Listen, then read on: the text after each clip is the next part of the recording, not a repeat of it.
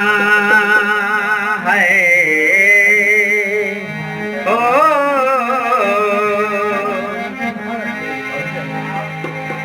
एक समय का बात बा, कृष्ण भगवान जब द्वारिकापुरी में जाके अब द्वारिकापुरी का राजा बन गईलन। राधिका जी उद्धव बाबा से कहता नहीं कि बाबा जब से कन्हैया जी द्वारिकापुरी में गईलन तो हमनी का सुधिये भुला गईलन।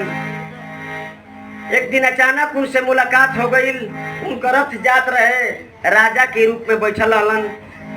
अब हमके देखल, हम उनके देखली ना, हम ही कुछ कह पौली आ ना हुए हमके कुछ कह पौलन। अपन व्यथा उद्धव बाबा से राधिका जी बताओ तनी कोना भाव में। अरे वो कुछ न कहलन,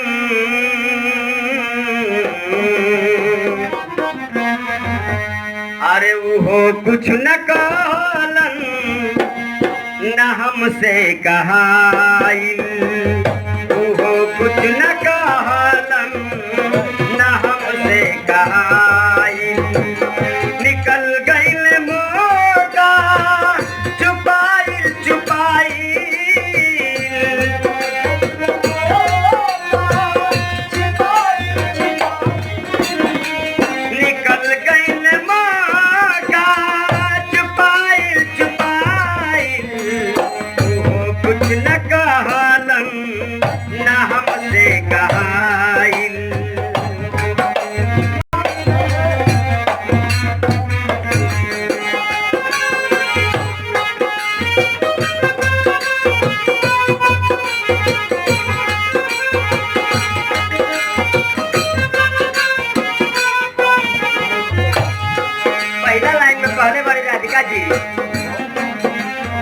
अरे रहे हाथ में हाथ तब ना जनाइल।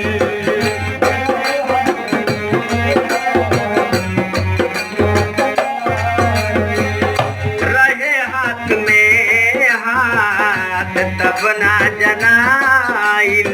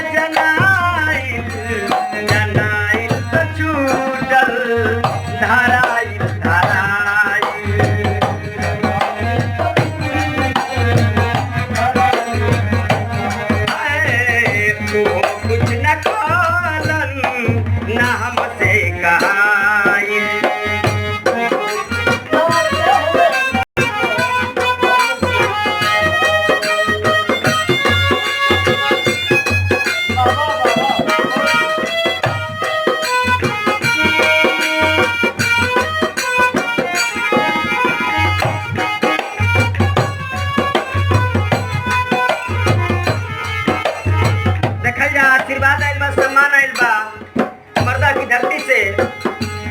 प्रधान जी जवाहर मदेशिया जी की तरफ से और मोहिद्दीनपुर की धरती से विश्राम साहब की धर्म पत्नी जी माता जी की तरफ से सम्मान आइल साहब बंदगी बा। बार बार आशीर्वाद का कामना बा और गुरु भगवान की दरबार में जय जयकार बा। दूसरे लाइन में राधिका जी कहले बाड़ी उद्धव बाबा से,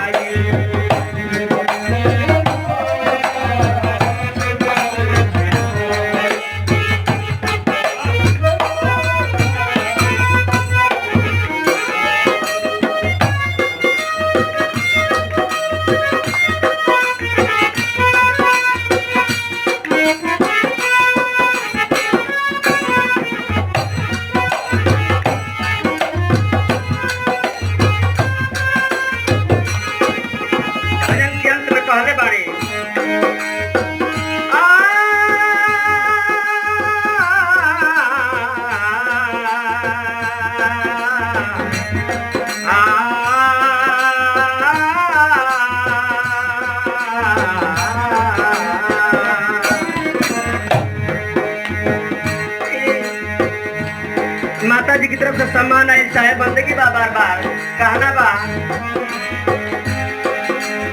और लिखी का जवाब के सरी हाथ का पे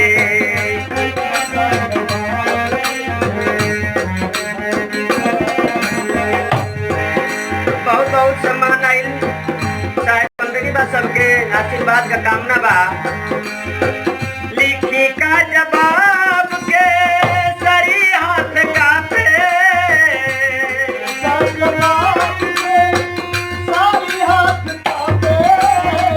लिखी का जवाब के सरी हाथ का पे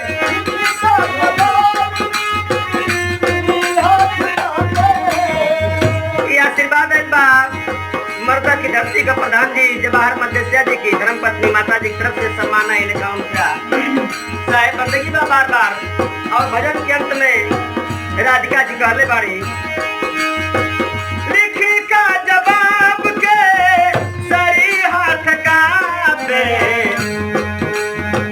रहे दाए भारत रहे दाए गिरी पायल पायल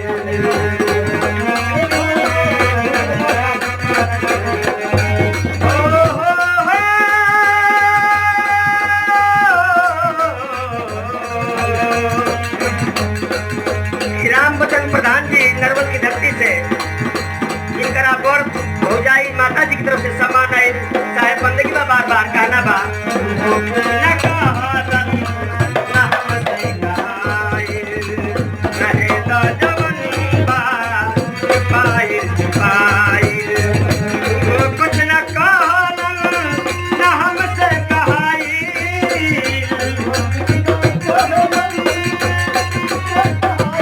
वो कुछ न कहलन न हमसे कहाइल न कहलन न हमसे कहाइल वो कुछ न कहलन कल्याण सम्मान आइल बाप पंचदेव पांडे और शुभम पांडे जी की म्यूजिक कंपनी की तरफ से ये वो सोने का लॉकेट और आकर्षक सुंदर पुष्पहार पंडित जी कहना है कि तुम्हार गीत हमारी कंपनी के पसंद बा हमारी भजन और जितना भी मौसमी गीत बगावत रहा गुरु भगवान के सम्मान में बार बार साहेब बंदगी बा बार बार और कंपनी के बहुत हार्दिक अभिनंदन वंदन स्वागत बा हाँ, वो कुछ न कहलन, न हमसे गाइल। वो कुछ न कहलन, न हमसे गाइल। वो कुछ न कहलन, न हमसे गाइल। बोले गुरु भगवान की